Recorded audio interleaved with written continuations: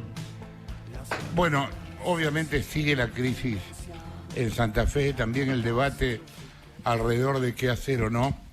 De los hechos puntuales vamos a hablar en un rato con Rolo. Yo quería ahora que habláramos con alguien que enfrentó y de alguna manera solucionó este problema. Sergio Fajardo fue alcalde de Medellín nada menos, entre el 2004 y 2007. Fue gobernador de Antioquia entre el 2002 y el 2015. Y durante su gestión se implementaron otras soluciones más creativas para bajar los niveles de violencia y lo lograron. Por ejemplo, la construcción de los parques biblioteca y del metro cable. ¿Qué tal, Sergio? ¿Cómo andás? La Nata te habla. Buen día, Jorge, qué gusto. Bien, un gusto saludarlos a ustedes. Pues pendiente de Argentina, les cuento así rápidamente que en estos tiempos soy profesor en una universidad mexicana, el TEC de Monterrey, y de hecho pues he tenido la oportunidad de ver de cerca lo que ha ocurrido con el tema del narcotráfico en México, y siempre pendiente pues de ustedes allá en Argentina. Contame, ¿qué pudiste ver de México? Hay algo que me sorprende a mí en la situación de Argentina, y es cómo está tan focalizado sobre Rosario, toda esa actividad criminal. México empezó hace unos años con unos carteles iniciales que se han ido dividiendo, multiplicando por todo el país, y hoy tienen una presencia impresionante en muchas partes de México. La violencia ha aumentado sensiblemente, pero son unos, como dicen en México, cárteles. Nosotros en Colombia decimos carteles que tienen presencia, repito, en muchas partes de México, con relaciones internacionales por muchos lados, influyendo en múltiples formas de la criminalidad, desde, por supuesto, la coca, pero está el fentanilo y todo otro tipo de actividades criminales que se van desarrollando en la medida que el narcotráfico crece. También nos ha tocado a nosotros ver desde Colombia lo que pasó en Ecuador, que está muy relacionado con el tema de las cárceles, que está pues hoy en plena discusión por ustedes allá en Rosario, en Argentina. Y la lección es, esto no es un fenómeno que desaparece fácil, que va mutando, que toma diferentes formas, que hay muchas lecciones que se aprenden de un lado a otro, pero en muchos sentidos el caso de Argentina me llama la atención porque pues ha estado tan concentrado en Rosario y no se ha desplegado por otras partes del país. Sergio, contanos la experiencia en Medellín.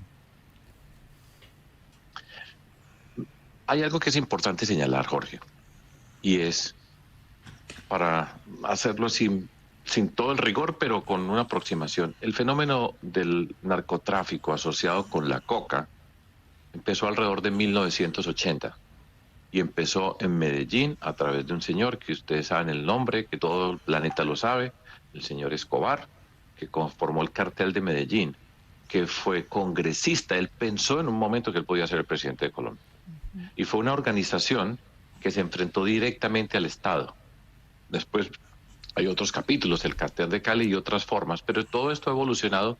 Pero hay un elemento común en Colombia que es importante señalar en todo esto. Ha sido, en medio de todo lo que pasa, porque es tremendo, ha sido una articulación del gobierno nacional con los gobiernos locales. Un gobierno local es incapaz de enfrentar la criminalidad del mundo del narcotráfico, por razones pues, de las capacidades que puede tener un alcalde, incluso un mismo gobernador, dependiendo de donde estemos, y se necesita una articulación con un gobierno nacional. En Medellín, nosotros en Medellín, para que ustedes miren esta cifra que siempre que la digo me parece espeluznante, en Medellín en el año 1991, váyanse para atrás, tuvimos 371 homicidios por cada 100.000 habitantes. Esto es, no estoy equivocado, 371 homicidios por cada 100.000 habitantes. 1991, Medellín, Colombia, mi ciudad, orgullosamente paisas, antioqueños, colombianos, la ciudad más violenta del planeta Tierra. Allá vimos la debacle en todos los sentidos. La debacle, la barbarie. Pero así, pues no hay otra palabra para describir lo que ocurrió. Entonces, Eso requirió una intervención especial del gobierno nacional desde la época del presidente César Gaviria en ese entonces, y fue una presencia especial para la ciudad de Medellín, que no era una ciudad menor, pues Rosario es la tercera ciudad de Argentina, o sea, Medellín no era una ciudad pequeñita, perdida en las montañas, una ciudad pujante en muchos sentidos, e eso requirió articulación con el gobierno nacional, y el gobierno nacional tuvo un papel fundamental y tiene todavía en medio de todo esto que significa el mundo del narcotráfico, que ha evolucionado. Esto no ha desaparecido, ha evolucionado. Por supuesto, se ha reducido muchísimo. Hoy en Colombia, en Medellín, está a menos de 20 homicidios por cada 100.000 habitantes, pero ya les estoy diciendo desde dónde venimos. Pero esto es un tema que es con raíces muy profundas, es una articulación, cómo va mutando, cómo se van organizando bandas, la extorsión inmediatamente se convierte en una forma de generar recursos, se van formando criminales que van evolucionando y que van adquiriendo diferentes formas.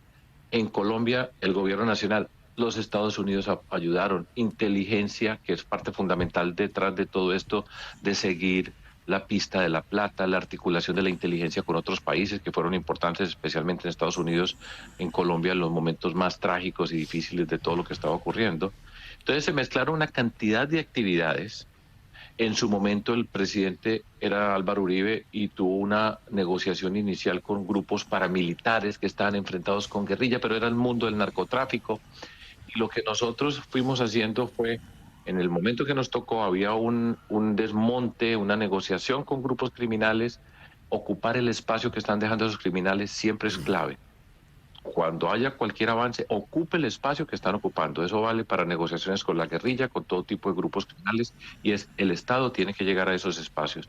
Y en particular, nosotros en Medellín, después de esa debacle, de la barbarie que acabo de describir, sabíamos los efectos que causa eso, sobre todo en la sociedad. Rompe el tejido social, fragmenta la sociedad en pedacitos, la gente queda reducida, el miedo es la forma de vida que nos limita a todos como personas, y sabíamos que teníamos que encontrar otros espacios para volvernos a juntar. Sabíamos, y esto es muy importante, siempre se pone a un lado, pero es muy importante, y esto se puede hacer desde el primer momento y toma tiempo, y es empiece a trabajar con las condiciones de ese mundo joven, porque son jóvenes la mayoría de esas personas que entran a este mundo de la criminalidad y empiezan a crecer ahí, la prevención de la violencia, con los jóvenes, con su contexto familiar, con su contexto de comunidades que muchas veces están ubicadas en unos sectores de la ciudad donde están las condiciones más pobres, más paupérrimas de la sociedad y la sociedad en general. O sea, es una mezcla de factores simultáneos, articulación de inteligencia, gobierno nacional, con ayudas de otros países en ese mundo de la inteligencia, seguir los recursos económicos, la acción de prevención en el territorio. El tema de las cárceles es uno de los más complejos. Recuerden que Pablo Escobar en su momento tuvo, en la negociación que hicieron con él, hicieron una cárcel para él solo. Y de esa cárcel se voló. Y desde esa cárcel, pues manejaba el negocio, que es parte de lo que seguro está pasando allá en Rosario. Y es como desde la cárcel, porque detrás de todo esto hay una palabra que también hay que tenerla de frente, y es corrupción. O sea, el poder corruptor del mundo criminal es impresionante. Lo mismo que ha pasado en México. Esa corrupción es gigantesca, tiene que ver con las fuerzas de la policía, de la justicia, en fin, interviene en múltiples niveles.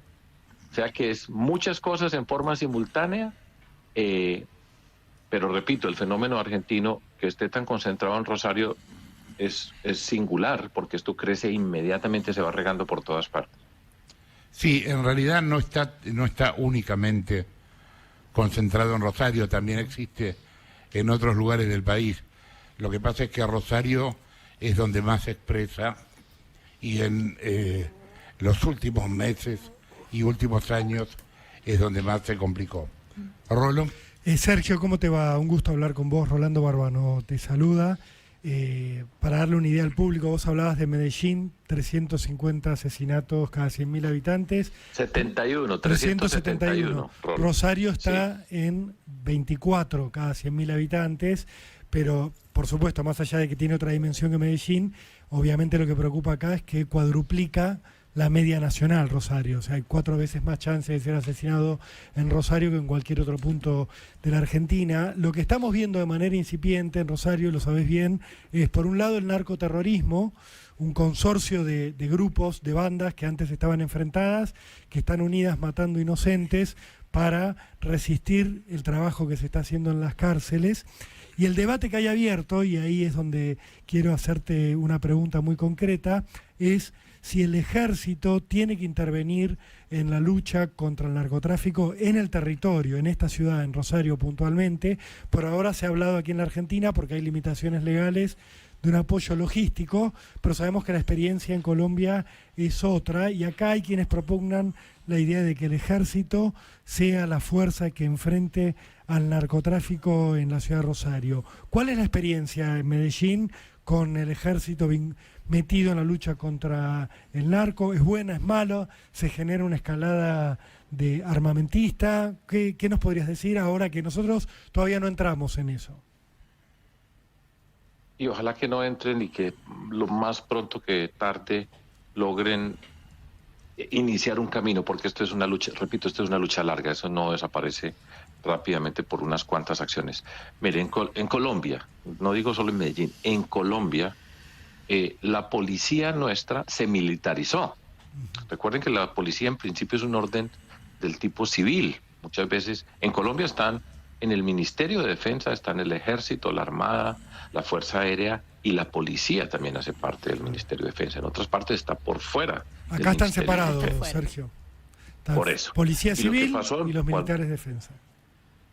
Exacto. Entonces, en Colombia la policía que estaba dentro del Ministerio de Defensa se militarizó en muchos sentidos precisamente por la dimensión de la lucha contra el narcotráfico. Entonces, una policía distinta. De hecho, en estos tiempos ya se discute acerca de la posibilidad de sacar la policía del Ministerio de Defensa y convertirla de nuevo en una fuerza civil, que sería volver al lugar donde debe en principio estar la policía.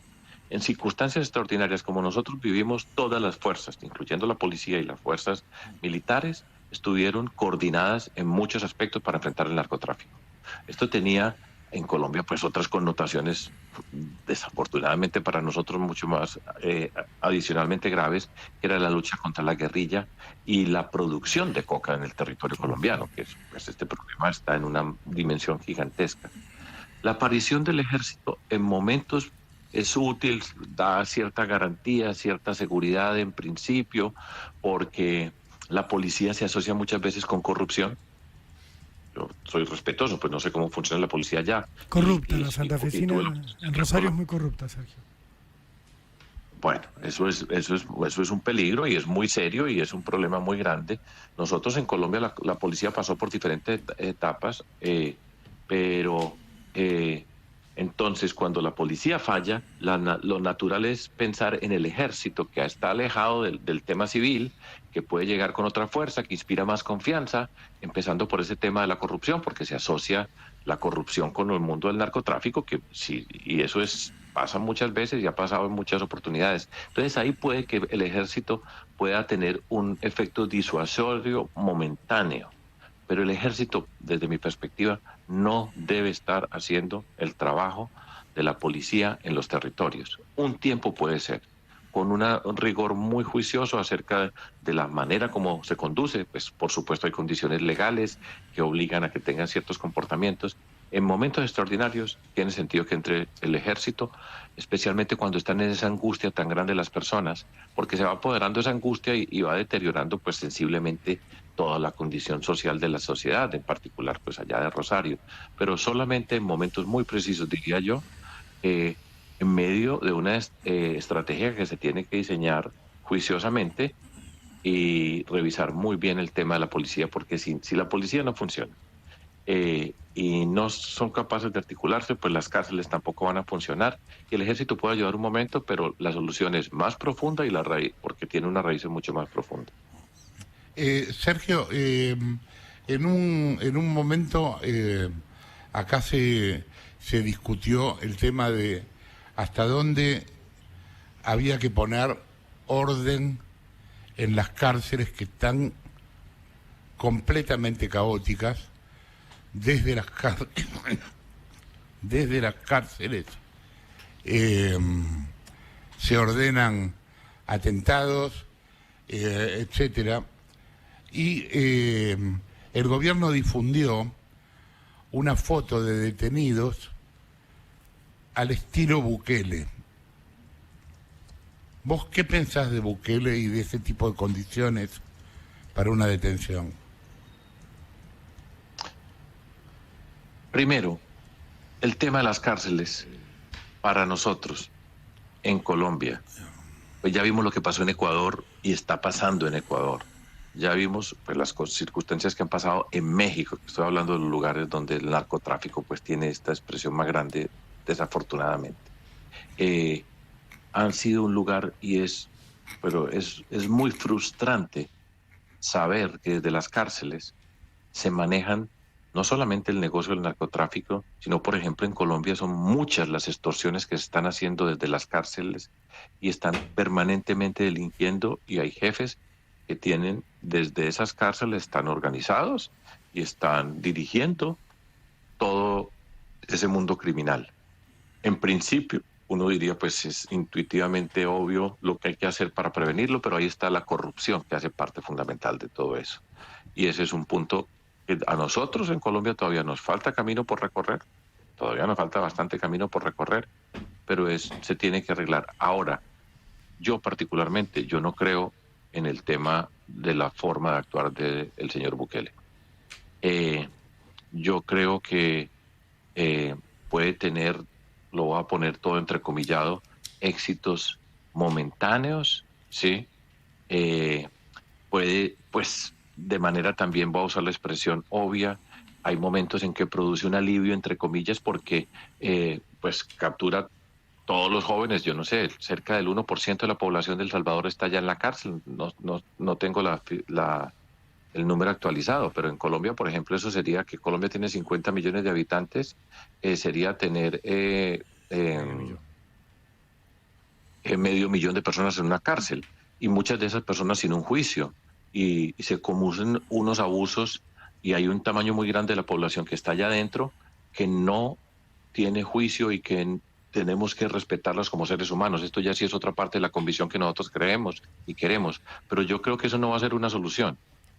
Produce alivio, repito, en el sentido que los metió a todos, pues entonces ahí se fueron todos, entre comillas, todo esto que estoy diciendo yo, se van un montón de personas que están en la criminalidad, pero el daño que termina haciendo es muy grande. Y lo que pasa en esas cárceles, porque las cárceles han sido espacios de formación para mundos nuevos criminales, porque no solamente están los que están delinquiendo, sino todos los que pasan por allá a su alrededor, que entran a una formación en el mundo de la criminalidad, junta un montón de personas que en principio no se estaban juntando y se fortalecen. Entonces, yo particularmente no creo en la forma de actuar del presidente Bukele, a pesar de que tiene éxito y en el sentido político que mucha gente pues lo está reconociendo, pero yo creo que las personas que creemos en una democracia, que queremos darnos una verdadera solución para transformar nuestras sociedades, no podemos tomar ese camino.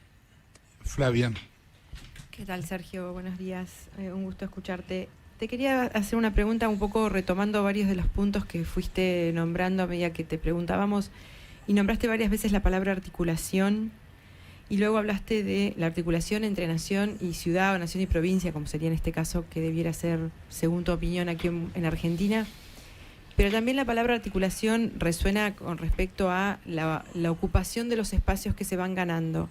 Y a mí se me ocurre que debe tener que ver con un proyecto de Estado mucho más grande que solucionar el problema primario que estamos teniendo en este momento y urgente que estamos teniendo en este momento, porque nosotros tenemos problemas grandes de desocupación, de desescolarización, de precariedad en la vivienda. O sea, hay muchas órdenes de la sociedad que están mal, que contribuyen a que esto sea un caldo de cultivo perfecto para lo que está pasando en Rosario. Y entiendo la idea de la articulación en el sentido de que se supone que tendríamos que articular Ministerio de Educación, Ministerio de Seguridad, Ministerio de Salud, todos los ministerios nacionales apostando que esto se termine no solamente en Rosario, sino en el resto del país. Pero como esto es tan urgente, si vos tuvieras que decir 3 medidas de esta semana que se deberían tomar para empezar a gestar algún tipo de cambio, ¿cuáles serían? Pues me hace una pregunta muy difícil, pero voy a especular, y en este momento estoy sentado en Los Ángeles, en California, y voy a especular rápidamente sobre lo que me estás diciendo.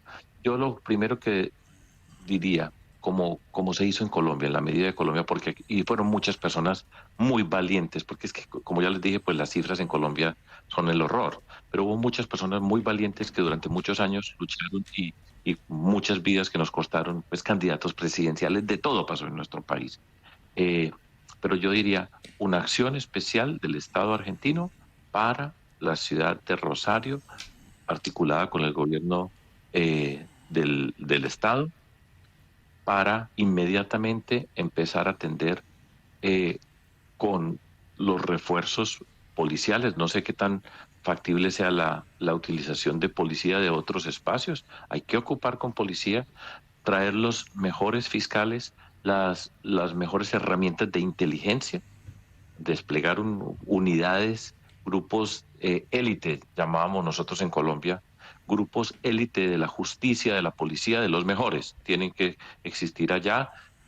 Puede haber parte de función del ejército dependiendo, pues yo no soy capaz de visualizar la condición de Rosario para la presencia del ejército. Inmediatamente un plan de acción social pero muy rápido, porque lo que tú dices es cierto. Pablo Escobar, ¿por qué fue Medellín? Bueno, porque Pablo Escobar era de Medellín, pero al mismo tiempo en ese momento la ciudad tenía que siendo una ciudad poderosa en el contexto colombiano, una ciudad industrial, tenía una generación de jóvenes que no tenían ni el más mínimo futuro. Era un compañero mío que después fue alcalde de Medellín, pues éramos compañeros. Después de mí vino Alonso Salazar, que escribió el libro No nacimos pa' semilla, que era una generación de jóvenes que no tenían nada por delante, que no tenían ningún proyecto de vida y cualquier proyecto les podía servir. Rápido, pero muy rápido, urgente, intervención con ese mundo joven y una forma de comunicar permanente a la ciudadanía lo que se está haciendo, por qué se está haciendo. Por supuesto, pues habrá herramientas para el tema de las cárceles, pero algo de esa naturaleza. Grupos élite en las diferentes áreas. Muy importante la Fiscalía, la capacidad de investigar todo lo que hay, en particular los dineros que se mueven, porque es que hay que ir detrás de la plata, como decimos nosotros, busque la plata, que ahí es donde están muchas de las cosas que están pasando. Algo de esa naturaleza. Y ya después, pues los temas, y de eso lo hicimos nosotros. Yo fui alcalde varios años después de que todo esto estuvo, es que fue mucho tiempo, pero nosotros después fuimos capaces de articular a muchas de esas pequeñas organizaciones que empezaron a existir, que resistieron, y empezamos a conectarlas de nuevo y a evitar, y esa es parte fundamental, evitar la entrada de los jóvenes al mundo de la violencia. Usted puede rápidamente, en una ciudad como Rosario, rápidamente identificar los jóvenes vulnerables, los jóvenes que están a la puerta de entrada, identificarlos, inmediatamente empezar a hacer trabajos también, y en esto se puede hacer rápido, trabajo de tipo social con jóvenes, no meterlos a la cárcel a todos y ir a cogerlos y llevárselos y meterlos a la cárcel y encerrarlos a todos, sino precisamente crear unas unidades de búsqueda de jóvenes vulnerables para atenderlos rápido, mirar cómo pueden evitar que entren. No nos interesa, pero no nos interesa un joven que termine en una cárcel de esas a los 16, 17, 18 años porque de allá va a salir y es otra persona. No nos interesa que se muera en una calle y hacer unidades de búsqueda para evitar que pasen ese tipo de cosas. Eso articulado con el gobierno nacional y el gobierno del Estado. Marina. Sí, Sergio, Marina Calabro lo saluda, ¿cómo le va? Me quedé pensando en esta pregunta de Flavia sobre qué se puede hacer en la urgencia y quizá le haría sobre eso una pregunta más general, porque hay una suerte de discusión que no termina de instalarse, que es si hay que declarar o no el estado de excepción, ¿no? Que acá se llama estado de sitio. Y bueno, por ahora la posición del Ministerio de Seguridad y del Presidente de la Nación es que no. Ayer la ministra Patricia Bullrich dijo que salvo que sea un pedido del gobernador Puyaro, no está en los planes del gobierno nacional. ¿Usted considera que estas, vamos a decir, soluciones o estos paliativos se pueden dar en el contexto de la plena vigencia de los derechos constitucionales o sería partidario de un estado de excepción en la urgencia? Yo creo que esa lucha se puede dar respetando los derechos constitucionales. Ahora, yo no tengo la suficiente información juiciosa desde el territorio, allá como pueden tener ustedes, para hacer un juicio riguroso, ¿sí? Pero yo creo que se puede articular esto de los grupos élite que yo les acabo de señalar en diferentes áreas, desde la justicia, desde la policía, desde la prevención social, de esa articulación. Todo eso se puede hacer sin tener que estar violando los derechos humanos de las personas o sin pensar. No que pensaba en violaciones a los puede... derechos humanos, pensaba en esto que se discute, que es, bueno, una suspensión parcial y provisoria de determinadas garantías, que te puedan parar en la calle, pedir el documento, bueno, lo que significa un estado de sitio. No pensaba en violar derechos humanos de ninguna manera y tampoco tengo una posición al respecto, no le estoy trasladando una posición personal, es simplemente entender cómo se hizo en Medellín y en Colombia, si fue siempre bajo el pleno Estado de Derecho o hubo algún momento de suspensión transitoria de garantías. En general siempre estuvo el Estado de Derecho.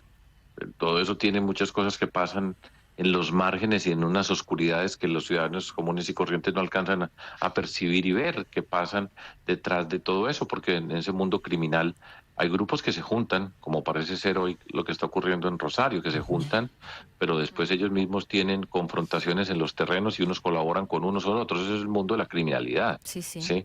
Que nosotros pues es difícil visualizarlo y entenderlo, pero yo sigo creyendo que se pueden hacer cosas sin tener que ir a un estado de sitio. En Argentina y Colombia probablemente pues la expresión es análoga y significan ciertas reglas especiales que no son del común, pero con cosas muy básicas, de pronto algunas cosas muy básicas, pero pasar a eso yo creo que no. Bien. Sergio, ¿qué tal? Jessica Bossi soy. Quería hacer una pregunta más bien de la huella cultural que dejó en Medellín y en Colombia toda esta lógica narco de los 80, los 90, el sicariato, digamos, una vez que ya entrado el 2000 hacia adelante, cuando hacen las intervenciones militares, cuando está Uribe al frente, que es un poco la cara de la lucha contra el narcotráfico, ¿qué sí dejó, más allá de haber, Escobar murió, pero digo, haber puesto tras las rejas a los jefes narcos y haber combatido la producción y demás, ¿qué quedó de la lógica de la cultura narco en Colombia y en Medellín específicamente? Pregunta tremenda, Jessica, porque pues está asociada con el dinero fácil. Con eso había una frase que citaban de Medellín, hecho, a mí me duele porque mi tierra, sí, que decía que la madre le decía al hijo: consiga plata, mi hijo, trabajando, y si no consigue, y si no tiene trabajo, pues consiga, que era implícito como lo que ha de ser que sea, pero lógrelo. Y está asociado con el dinero fácil, con ciertos patrones culturales. Por ejemplo, algo que pasó allá en Medellín, en Colombia en general, pero en Medellín con más fuerza, Medellín, Cali, que era, por ejemplo, las mujeres como objetos que eran símbolos de expresión del poder del narcotraficante, la posesión de bienes materiales y, entre comillas, también tengo muchas comillas en toda esta conversación, bienes donde las mujeres jugaban un papel de trofeos en la sociedad para este mundo del narcotráfico. Muchas de esas cosas quedaron ahí, muchas cosas pasaron, pero al mismo tiempo, fíjense ustedes, y hablo por Colombia en general y por Medellín en particular, en Medellín crece un mundo cultural muy grande, la música, por ejemplo. La música tiene unas raíces, esa música urbana que se empieza a expresar de diferentes formas. Pues ustedes ven hoy como Medellín es la capital mundial del reggaetón. Y muchas de esas expresiones musicales vienen de jóvenes que en el mundo de la cultura, en la música en particular, se expresaban, y fue cogiendo fuerza la cultura como parte de la forma como fuimos avanzando en sanar, en encontrarnos de nuevo, porque el miedo encierra, el miedo es el sálvese quien pueda. Esa generación de jóvenes que no tuvieron ninguna oportunidad y que muchos de ellos se convirtieron en sicarios, que pues la vida no vale nada, y así efectivamente era, la vida no vale nada, y se convirtió en una forma de vida asociada con esa riqueza y ese mostrar, y la cultura para nosotros, así como hay una cultura asociada con ese mundo, al mismo tiempo la cultura y eso ha avanzado bastante en Medellín, pues tomó formas que permitieron a una nueva generación joven encontrarle sentido a ser parte de la sociedad. Es impresionante las cosas que pasan en ese mundo y es también, y desde esta perspectiva yo particularmente soy optimista, es impresionante la capacidad que tenemos para reaccionar, pero las raíces son muy profundas y una raíz de esas tiene que ver con nuestro mundo joven que no tiene oportunidades en esta sociedad. ¿Cuándo venís a Buenos Aires? Ya quisiera ir pronto. Estuve el año pasado, estuve el mira. año pasado. Aprovecho para saludar a una amiga que me invitó al tema de urbanismo social. Estuve por allá caminando un tiempo y estuve en un encuentro de urbanismo social en Buenos Aires con María Miglione. Ajá. Bueno, Le mando un saludo desde acá y a un gran amigo mío también. Aprovecho como hacían los ciclistas en Colombia, que cada que iba a empezar una etapa, los entrevistaban y aprovechaban para saludar a todos sus amigos. Tengo muchos, pero a Juan Tocatlián es otro gran amigo mío que sabe mucho el tema narcotráfico. Gracias, Sergio. Te mando un abrazo. Nos ustedes. cruzaremos en algún Gracias, momento Jorge. en algún lugar. Que estén muy bien. Igual, Bueno. abrazo grande. Chao. Sergio Fajardo, exalcalde de Medellín, exgobernador de Antioquia. Este tipo dio vuelta a Medellín con un concepto más social que político. El tipo hizo algo que se llamó Parques Biblioteca y el Metrocable. Los Parques Biblioteca metió en 4 o 5 lugares de Medellín bibliotecas inmensas con mini bancos, lugares para hacer talleres de arte, de distintas cosas. Y con este criterio vamos a poner las cosas más lindas en los barrios más feos. Dio vuelta a todo, tipo. Y dio vuelta a todo y descubrió también que si un lugar es lindo, la gente no lo destruye. No. Lo cuida, obvio. Lo cuida porque es lindo y son de ellos. Eso hizo mi hermano Salvo en Washington, en uno de los lugares más peligrosos. Le decían cuando tenían que hacer una escuela grande que se llama el Eagle, Águila, que sí, que ponga rejas y cerrado. Hizo todo lo contrario, hizo completamente de vidrio, anfiteatro al aire libre, parques alrededor, vidrio por todos lados, y nadie nunca más rompió nada. Las familias se juntaban en las plazas de alrededor a jugar. Se cambió el barrio y no fue más peligroso esa zona. Bueno, solamente por la arquitectura. Era profesor de matemáticas, aparte de ciclista. Un día se presenta a la elección en Medellín. No tenía un mango, repartía los volantes en la avenida. En la bicicleta. Claro, ahí en la calle. Sí. Y por supuesto pierde. A la otra elección se vuelve a presentar y gana. También, sin un mango, sin nada. Y después gana la gobernación de Antioquia. Un tipo muy, muy interesante. Sí, se ve. Son las 12:12.